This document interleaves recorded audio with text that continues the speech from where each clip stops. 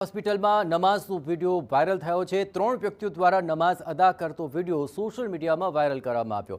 OPD વિભાગમાં જાહેર સ્થળે નમાઝ અદા કરાયાનો વિડીયો સામે આવતા ચકચાર મચી ગઈ। આ વાયરલ વિડીયોમાં 2 યુવક અને એક વૃદ્ધ નમાઝ અદા કરતા દેખાઈ રહ્યા છે।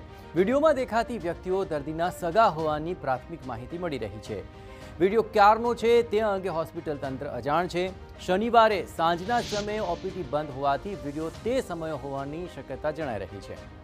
વાયરલ વિડીયો સામે આવતા જ પોલીસે હવે તપાસ પણ હાથ ધરી છે।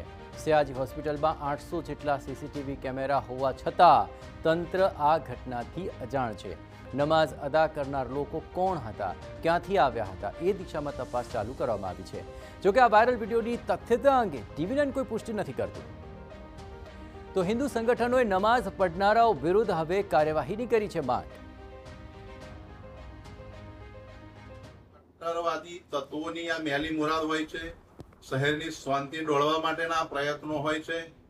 તો માનો કે મસ્જિદની અંદર પડે અને નમાઝ કહેવાય, પરંતુ આ રોડ રસ્તા ઉપર ગમે ત્યાં એ કરે એને તાઇફો કહેવાય।